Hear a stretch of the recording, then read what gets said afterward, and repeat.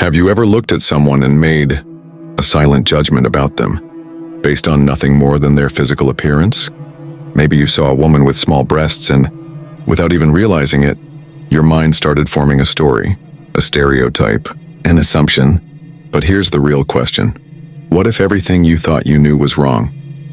What if that one trait, which seems so superficial, actually opens the door to deep insights about psychology, human attraction, self-worth, and even the Stoic wisdom of Marcus Aurelius? Before we get into it, take a second, just 1 second, to like this video, subscribe to the channel, and make sure you stay until the end, because what you're about to learn could genuinely transform the way you approach relationships, understand women, and think about love. This isn't just entertainment.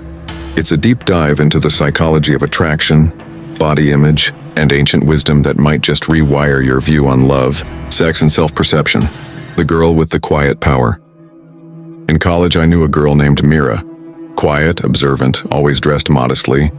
Not because she lacked confidence, but because she didn't need attention to feel worthy. She didn't look like the girls you'd find on magazine covers. She had small breasts, a lean frame, and a calm demeanor. You know what most guys did? They overlooked her. But here's what was fascinating. The people who really got to know Mira couldn't stop talking about her. There was something magnetic beneath the surface, something psychological, and that's where this begins. Because society has trained us to think of a woman's body as a signal of worth. Large breasts, curves, lips, whatever, we've been sold an image. But if you really want to understand psychology, attraction, and human connection, you have to look beneath the surface. And funny enough, Marcus Aurelius, a Roman emperor from nearly 2,000 years ago, has something powerful to say about that. 1. You have power over your mind, not outside events. Have you ever fallen in love? Not the quick swipe right kind of love, but the kind where you remember the way she smiled, not her lipstick, the kind where one deep conversation felt better than 10 perfect dates. Think back. Who was she? What was it that truly drew you in? Because here's the truth. Most of us think we fall for looks, but we stay for something deeper. And yet society keeps pulling our minds back to the surface, teaching us to judge women by their bodies, their breast size, their curves, as if love could ever be measured in inches. I want to tell you a story. There was this girl named Mira, not flashy, not the kind you'd stare at twice in a crowd, small-chested, simple clothes, but when she spoke, it was like she saw into your soul. And here's the thing. You'd never notice her unless your mind was yours. If you were too busy chasing distractions, you'd miss the treasure in front of you. Marcus Aurelius said, "You have power over your mind, not outside events." Meaning the way you see people isn't about them, it's about you. If you've been judging women based on body parts, I'll ask you, is that really your mind talking? Or is it the media, the porn, the Instagram feed? What would happen if you took that power back? Because the moment you do, you start seeing love differently. You stop chasing the illusion. And you start noticing the kind of woman who could actually change your life. And maybe, just maybe, she's the one you've been overlooking all along. So who is your Mira? Drop her initials in the comments if you dare. 2. Very little is needed to make a happy life. When you think about the happiest moment in your love life, what comes to mind? Was it a 5-star dinner? A luxurious vacation? Or was it something smaller? Maybe the way she looked at you across a rainy street? The quiet moments when nothing was said but everything felt understood. Let me tell you a story about that kind of simplicity. Her name was Asha. She wasn't the kind of girl who tried to stand out. No designer clothes, no filters, small breasts, petite frame, soft voice. But she had this energy, this peaceful aura that made you feel like home. One evening we sat under a broken streetlight near campus, eating cheap sandwiches. And in that moment I realized something. I didn't need anything else. No big show, no loud music, no perfect curves or Instagram perfection. Just her, just that moment. Marcus Aurelius once said, "Very little is needed to make a happy life." And damn, he was right. See, society will try to tell you that your happiness depends on big things, like being with a woman who looks a certain way. But happiness doesn't live in her body. It lives in your connection. Some of the women with the quietest features carry the loudest souls. Women who've been overlooked, like Asha, often develop strength, depth, and beauty you can't fake. So let me ask you, who was your Asha? The one who didn't try to be anything and somehow became everything. If you've ever had a moment like that, drop a heart in the comments. Let's honor those simple, perfect memories. 3. The best revenge is to be unlike him who performed the injury. Have you ever seen someone you loved get hurt by the world? Maybe even laughed at or judged unfairly? Because I have, and I'll never forget it. Her name was Zara. Zara had small breasts, and though she never said it out loud, I could tell it made her feel invisible. In a world screaming for curves, she felt like a whisper. One night we were at a party. Someone made a joke, loud, crude, and aimed right at her. She smiled through it, said nothing, but I saw it in her eyes, that sting, that quiet heartbreak. And in that moment, something inside me snapped. I wanted to lash out, to throw a punch, to fight fire with fire. But then I remembered something I'd read in Marcus Aurelius's Meditations. The best revenge is to be unlike him who performed the injury. So instead of reacting like a boy, I responded like a man. I walked over, held her hand, and we left. No scene, no drama, just presence, just quiet strength. Zara told me later that no one had ever made her feel so seen. And that's what I want to ask you today. Have you ever loved someone who felt unseen? Someone who hid their beauty because the world taught them it wasn't loud enough? If so, don't fight the world the same way it hurts others. Be better. Be still, be kind. That's real masculinity. That's real love. So tell me in the comments, have you ever defended someone you loved? Not with fists, but with understanding? Because sometimes that quiet act of strength changes everything. 4. Don't waste what remains of your life in speculating about others. Have you ever ruined something beautiful by overthinking it? There was a girl once. Her name was Lena. She wasn't like the others. She didn't post thirst traps or try to be anyone but herself. She had small breasts, a soft presence, and a kind of stillness about her that made you feel calm. But you know what I did? I hesitated. I let my mind run wild with doubts. What will my friends say?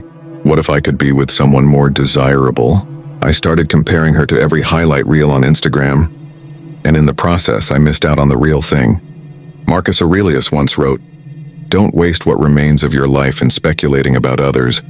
And I get it now. All that time I spent speculating, judging, comparing, wondering, I wasn't living. I wasn't loving. I was thinking too much and feeling too little. And the worst part? I could see it in Lena's eyes. She knew, she felt it, that I was holding back, not because of who she was, but because of who I thought she wasn't. Let me ask you this, have you ever done that? Let love slip through your fingers, not because it wasn't real, but because you were too busy imagining someone else? If so, drop a yes in the comments. You're not alone, because here's the truth. Some of the best women you'll ever meet won't match your fantasies, but they'll meet your soul in a way no fantasy ever could. 5.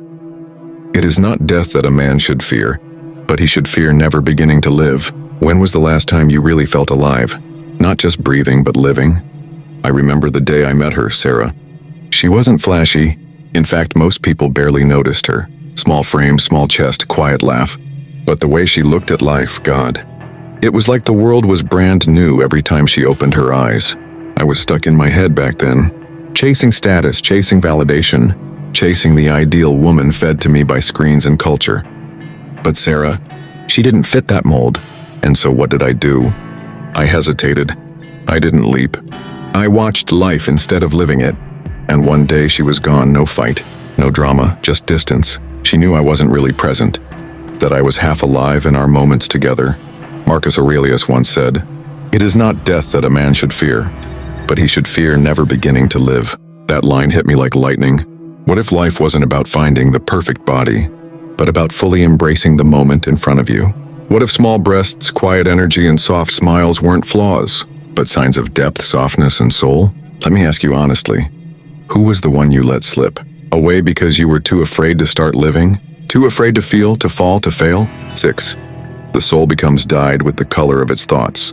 Have you ever looked at someone and realized you weren't seeing them clearly? I remember the girl who changed everything for me. Her name was Noor. She was gentle, thoughtful, and yes, she had small breasts. And while she was comfortable in her skin, the world around her wasn't. Comments, comparisons, social media nonsense.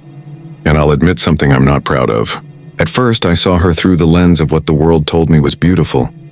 The perfect figure, the exaggerated features, the fake confidence. I couldn't see her for who she really was because my mind was already tinted. Marcus Aurelius wrote, "The soul becomes dyed with the color of its thoughts." And I realized my thoughts were stained, not by love, but by noise. Nor once said to me, "Do you even like me or the idea of who you think I should be?" That question shattered me. Because the truth is, when you let shallow thoughts define your view of a woman, you're not just disrespecting her, you're damaging yourself. You're training your soul to reject depth, to avoid real connection. So I ask you, what color are your thoughts? Are they shaped by ego, by lust, by unrealistic expectations? Or are they honest? Human? Have you ever looked back and realized you couldn't love someone deeply because you didn't clean your own mind first? 7. The impediment to action advances action. What stands in the way becomes the way. Have you ever loved someone who was scared to let you all the way in? Someone who held back, not because they didn't care, but because they'd been hurt before? I remember mine. Her name was Rhea. She was delicate in ways most men wouldn't understand. Not just her body. Yes, she had small breasts, but her heart, her silence, her soft presence. She'd been judged for things she never chose. Left out, overlooked, compared. When we started growing close, I could see it. Walls built from old wounds. I wanted to love her fully, but I couldn't reach her completely. I used to get frustrated. Why couldn't she just let me in? But then I read a quote from Marcus Aurelius that changed everything. The impediment to action advances action. What stands in the way becomes the way. And it hit me. Her walls weren't there to stop me, they were there to guide me. To teach me patience, presence, depth. Rhea wasn't asking me to save her. She was asking me to see her, not as a project, but as a person. And when I stopped trying to force connection and started earning it, everything changed. So I want to ask you, have you ever walked away from someone because they made you slow down? Because they didn't show you everything all at once? What if that slowness was the way? 8. He who lives in harmony with himself lives in harmony with the universe. Have you ever loved someone who didn't try to impress you, but somehow impressed you more than anyone else ever could? Her name was Era. She never wore push-up bras. She didn't cake on makeup or talk louder just to be noticed. She had small breasts, wore loose clothes, and laughed with her whole soul. But what made her unforgettable? She was at peace with herself. In a world where women are told they're never enough, not curvy enough, loud enough, sexy enough, Era was unapologetically Era. And I'll be honest with you, at first I didn't get it. I kept waiting for her to try, to compete, to prove something, but she never did. She didn't need to. Marcus Aurelius wrote, "He who lives in harmony with himself lives in harmony with the universe." And Era taught me exactly what that meant. Because loving someone who is in harmony with themselves, it changes you. You stop craving chaos. You stop chasing image. You start valuing presence, stillness, realness. Let me ask you, have you ever met someone who didn't try to fit the mold? And because of that, they became unforgettable? Maybe they weren't the most wanted, but they were the most real. And here's the question that matters. Did you see them? Or were you still trapped in the world's noise? 9. You have power over your mind, not outside events. Realize this and you will find strength. Have you ever lost someone? Not because they left, but because your thoughts pushed them away. I did. Her name was Mira. Mira was beautiful in ways the world often overlooks. Small-breasted, soft-spoken, and stunningly present. She didn't crave attention. She didn't chase validation.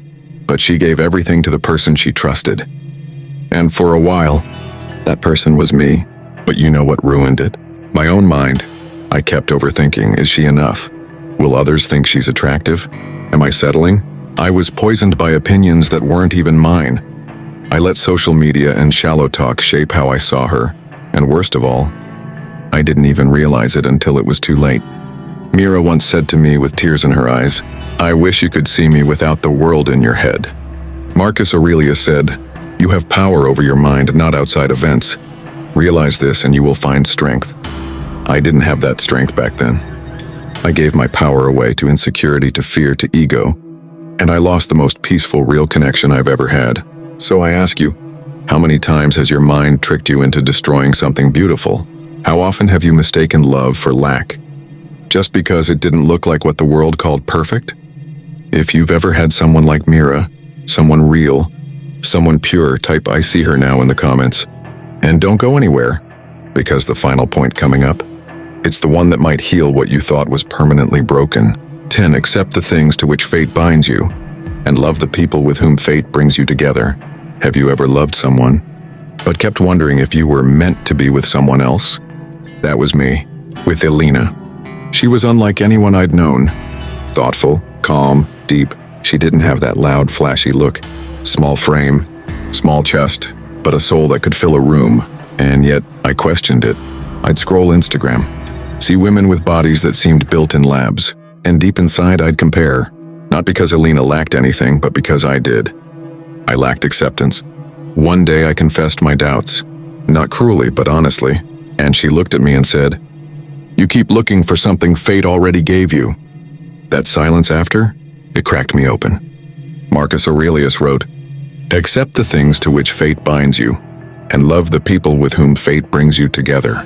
I realized I'd been pushing against something real, something rare, because I was chasing illusions. Elena didn't need to change, I did. So I ask you, have you ever looked back and realized the love you lost wasn't because they weren't enough, but because you couldn't accept the gift fate handed you? If someone's face just flashed in your memory, type "I remember her" in the comments, because maybe she was the lesson. Maybe she was the one, and maybe fate brought you to this video, not to regret the past, but to open your eyes for the next time love quietly walks into your life. Mira, that quiet girl from college? Years later, I bumped into a guy who dated her. He told me something I never forgot. She wasn't the most obvious choice, but she changed my life. Every conversation felt like a warm fireplace in a snowstorm. She made me rethink everything I knew about love. So here's your challenge.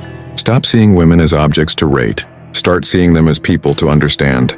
Your relationships will transform. Your confidence will grow, and you'll start attracting women. Not because you're flashy, but because you're grounded, focused, stoic. And that is a power very few men ever develop. With that said, thanks for watching, and until next time.